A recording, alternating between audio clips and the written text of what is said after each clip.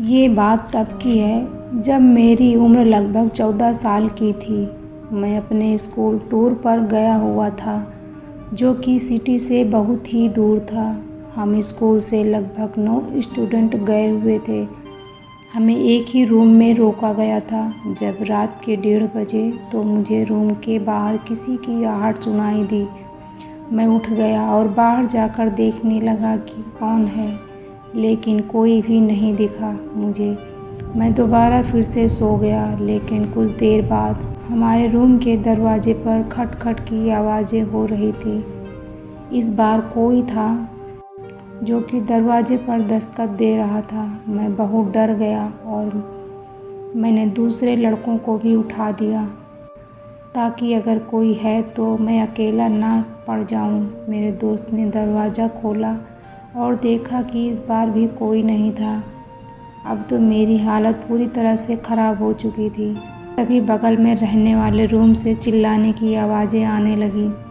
हम सब दौड़ कर गए तो देखते हैं वो रूम तो बंद है, वहाँ पर तो कोई भी नहीं रुका हुआ है। तो फिर ये आवाज़ें कहाँ से आ रही थी और क्यों आ रही थी, इसका क्या मतलब था, मैं समझ नहीं पा रहा था कि तभी होटल का वेटर आ गया और हमने उससे पूछा कि तुम्हारे इस होटल में हमारे बगल वाले रूम में कौन रुका हुआ है। तो उसने कहा कि साहब, इसमें तो बरसों से कोई भी नहीं रुकता है। मैंने पूछा ऐसा क्यों। उसने बताया कि इसमें जो कपल रुके थे आज से लगभग 15 साल पहले उनकी मौत हो गई थी, ना जाने कैसे। तभी से ये रूम खाली है, क्योंकि इसमें से अलग तरह की आवाज़ें आती हैं। रात भर ये बात सुनकर अब तो मेरी रूह तक कांपने लग गई थी। इसका मतलब ये था कि जो रात में दरवाजे पर दस्तक दे रहा था वो कोई और नहीं बल्कि उन कपल की आत्मा थी, जो कि बार बार हमारे दरवाजे पर खट खट की आवाज़ कर रही थी। अब मैं इस होटल में नहीं रुक सकता। मैं यहाँ से तुरंत ही भाग जाना चाहता था।